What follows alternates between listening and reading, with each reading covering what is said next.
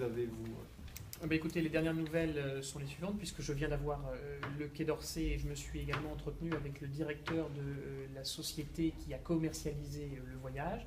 Nous avons la confirmation d'un retour dans l'après-midi de 24 des personnes les moins blessées sur la vanne depuis le lieu de l'accident actuel, puis sans doute la confirmation malheureuse de quelques cas de personnes qui en effet se retrouvent dans des situations médicales compliquées. Et je laisserai sans doute le Quai d'Orsay revenir devant les familles pour dire ce qu'il en est. Mais ce qui nous importe, nous, c'est d'être au plus près de ces familles et de pouvoir les rassurer dans les meilleurs délais. Pourquoi est-ce que cet événement vous tient particulièrement à cœur à vous? Écoutez, moi, il me tient particulièrement à cœur parce qu'il a mobilisé bon nombre de services pour une association qui est une association ouistrehamaise, d'une personne qui en est sa présidente, qui fait beaucoup pour la ville et qui s'investit avec cœur, passion dans ce qu'elle fait.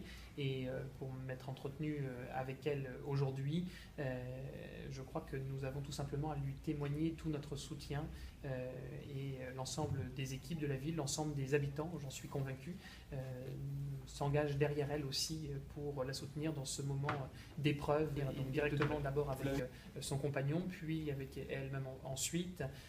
Elle est évidemment sous le choc et je ne me suis pas permis de lui poser les questions sur le déroulement de l'accident et les suites qui se sont déroulées ensuite. Pour autant, je lui ai confirmé notre volonté de les soutenir dans la suite des opérations, notamment en facilitant le rapatriement et la prise en charge. Nous sommes en relation étroite avec le Quai d'Orsay dans ce sens et je travaille beaucoup avec Nicolas Meline, député du Calvados, pour accélérer les opérations de prise en charge de toutes celles et ceux qui, en plus d'être blessés, ont aussi des familles qui s'inquiètent.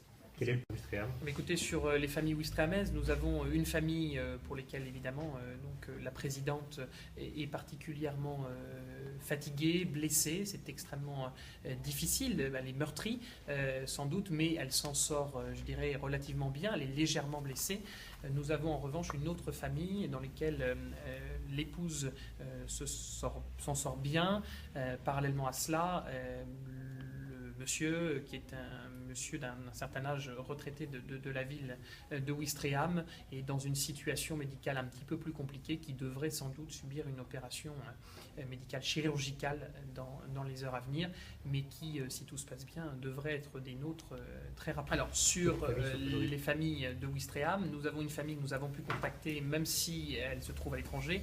Une autre continue à manquer à l'appel, si j'ose dire, et donc nous persistons avec les services de l'État, que ce soit au Quai d'Orsay ou ce soit les services de la préfecture et de la gendarmerie ici, pour les informer au plus vite. Ils savent qu'il y a eu un accident, mais ils ne savent pas, ils ne connaissent pas l'évolution forcément de la situation. C'est le rôle évidemment de l'ensemble des personnes qui forment la cellule de crise ici, que de les tenir informés.